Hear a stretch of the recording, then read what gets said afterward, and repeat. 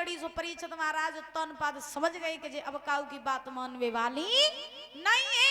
तो उत्तानपाद ने सुनीति से कहा ठीक है रानी, अगर तुम दूसरे विवाह की बात कर रही हो तो कोई बात नहीं, मैं दूसरा विवाह करने के लिए तैयार हूं। आज उत्तानपाद जो रहे वो महाराज एक सुरची नाम की कन्या के साथ में विवाह करके अवध में आ गई। जब सुरची नाम की कन्या के साथ में विवाह करके अवध में आए तो परीक्षित महाराज जब सुरची का डोला आया है अवध में, तो आने के बाद में अवध में बहुत खुशी मनाई गई, बहुत खुशी मनाई। जब खुशी मनाई गई तो जब डोला को रखा गया, सुरची के डोले को जैसे ही रखा गया अजमहल में, तो एक दासी भाग करके सुनीति के पास में गई, बोली बड़ी रानी आपकी छोटी बहन आ गई है महल में, तो आप जल्दी से चलिए अपनी बहन का स्वागत कीजिए चल के।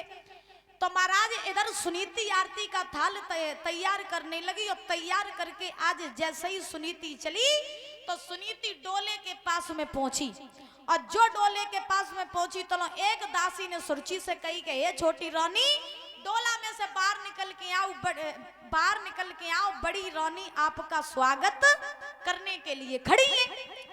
तो महाराज जब सुरची से ये बात कही कि बड़ी रानी तुम्हारा स्वागत करने के लिए खड़ी है, डोला से नीचे उतर के आओ, तो सुरची ने जब सुना कि बड़ी रानी, तो सुरची ने बांधी से कहा तेरी बुद्धि खराब है का?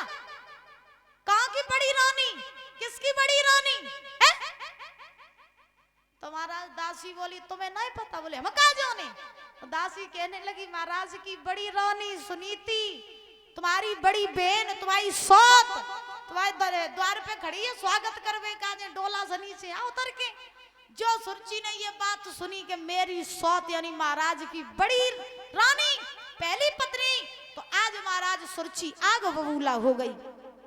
आग बबूला होकर के सुरची ने आज उत्तानपाद से कहा महाराज इसका मतलब जब तुम्हारे घर में पहली रानी थी तो फिर तुम हमें काहे को ले आए, और तुम लेके आए तो आए धोखे में लेकर के आए, यानी तुमने मेरे साथ में छल किया।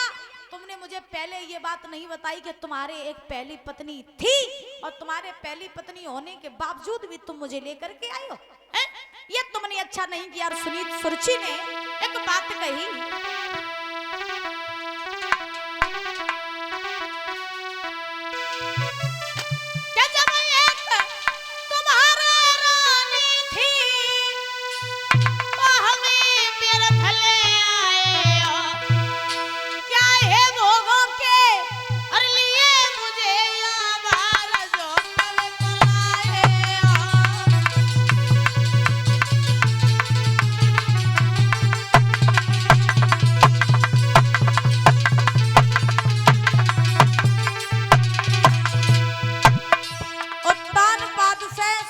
आज क्रोध में आकर के बोली महाराज अरे जब तुम्हारे पहले रानी थी तो फिर तुम हमें काहे को ले आए हो, हमें काहे को ले आए?